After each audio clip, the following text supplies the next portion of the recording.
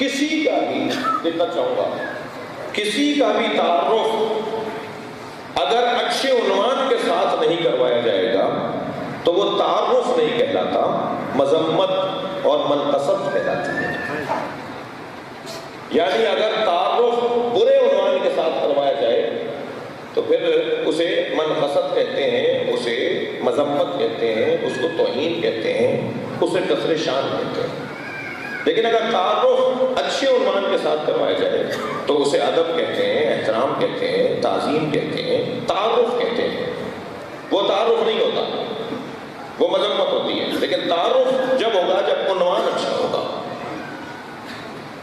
دیکھیے، جس نے مینار پاکستان بنایا، جس نے وزیر اعظم ہاؤس بنایا، جس نے صدر مملکت صدر ہاؤس بنایا، مثال کے طور پر وہ ہماری گلی میں رہتا تھا۔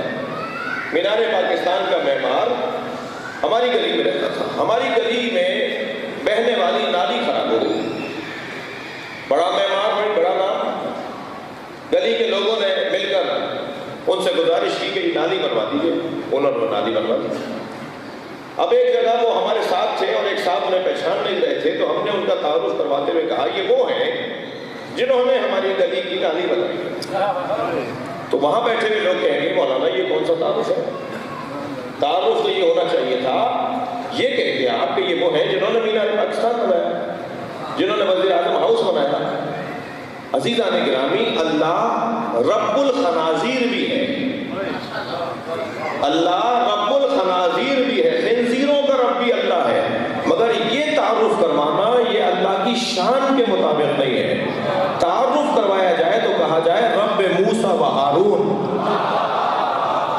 تعارف کروایا جائے تو کہا جائے رب مصطفیٰ و مرتضیٰ۔ صلوات پڑھیں محمد و آل محمد۔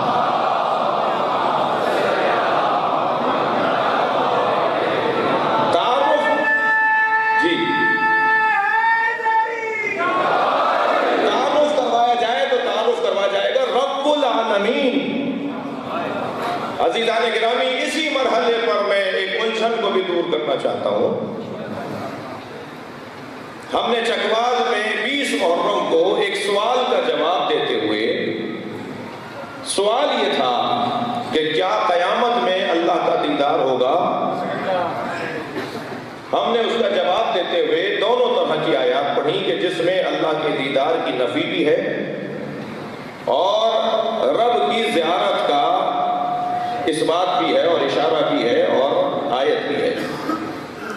دونوں آیتیں پڑھ کر ہم نے نتیجہ یہ دیا تھا کہ اللہ کو قیامت میں بھی، دنیا میں تو دیکھا نہیں جا سکتا، قیامت میں بھی نہیں دیکھا جا سکتا۔ اللہ قابل رؤیت نہیں ہے، یا میں لفظ بولوں کہ ہم قابل دیدار نہیں ہیں،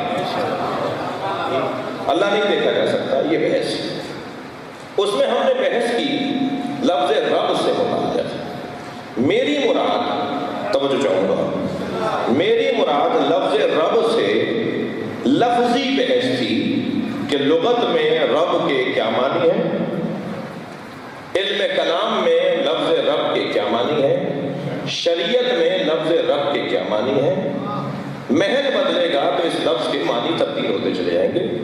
میں کلامی بحث نہیں کر رہا تھا، میں شرعی اور فقہی بحث نہیں کر رہا تھا، میں لفظی بحث کر رہا تھا، جس میں میں نے یہ کہا کہ رب الابل، رب الدار، رب البیت، جی یہ الفاظ، گھر کا مالک، اونٹ کا مالک، حضرت عبد المطلب نے فرمایا انا رب الابل وللبیت رب، میں تو اونٹوں کا رب ہوں، اس گھر کا بھی کوئی رب ہے۔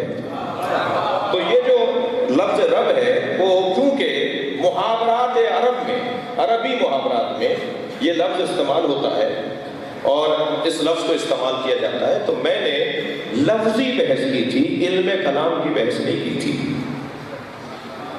یہ بات روشن رہ جائے کہ میرا عقیدہ وہی ہے جو شیخ صدوق کا عقیدہ ہے، ہمارا عقیدہ سب کا وہی ہے کہ جو شیخ مفید کا عقیدہ ہے، ہمارا لفظ رب کے بارے میں وہی عقیدہ ہے جو ہمارے مراجع کا عقیدہ ہے اور پاکستان کے بزرگ علماء کا عقیدہ ہے۔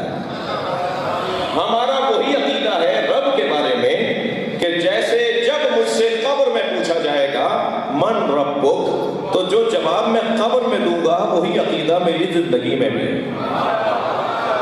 وہاں فرشتے پوچھیں گے من ربک، تمہارا رب کون ہے؟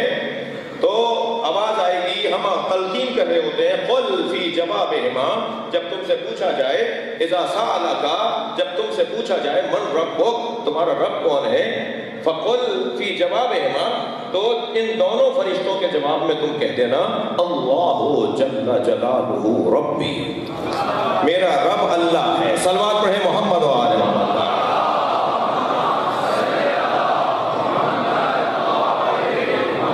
میرا رب، ہمارا رب اللہ ہے۔ لفظ رب اللہ کے لیے استعمال ہوگا، روشن عقیدہ ہے۔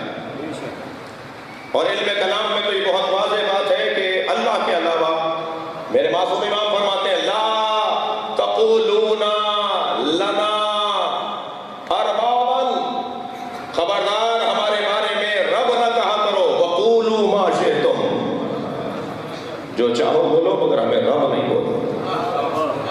یہ معصوم کا فرمان ہے۔ عزیزان گرامی، مگر میں گلہ کرتا ہوا ضرور گزروں گا، اور گلہ یہ ہے کہ مکمل بات سنے بغیر اگر آدھے میں سے بات کو نکالا جائے گا تو بات الجھنوں کا شکار ہو جائے گی۔ سیاق و سباق کے بغیر اگر گفتگو سنی اور سنائی جائے گی تو وہ الجھنوں کا شکار گفتگو ہوگی۔ پہلے ہی ہم مجلس کے لیے ہمارے پاس وقت 1 گھنٹے سوا گھنٹے کا ہوتا ہے، مفاہیم ہم بہت سارے کھول دیتے ہیں اور چھیڑ دیتے ہیں، ساری باتوں کی تشریح اور تفصیل نہیں بیان ہو پاتی۔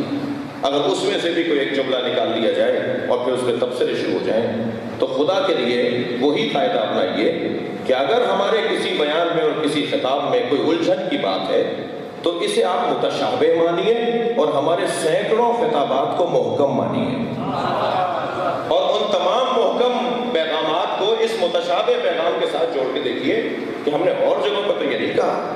اگر ہم نے یہاں کوئی بات ایسی آپ کسی کو سننے والے کو لگی ہے تو اسے یہ بھی دیکھنا چاہیے کہ جو سینکڑوں کلپس ہیں جو عقیدہ توحید کے بارے میں ہے، عقیدہ ولایت اہل بیت کے بارے میں ہے، قیامت اور عدل الہی کے بارے میں ہے، نماز اور عبادات کے بارے میں ہے، فضائل اہل بیت کے بارے میں ہے، اہل بیت کی ولایت تکوینی کے بارے میں ہے۔ صلوات پڑھیں ذرا محمد و آل محمد۔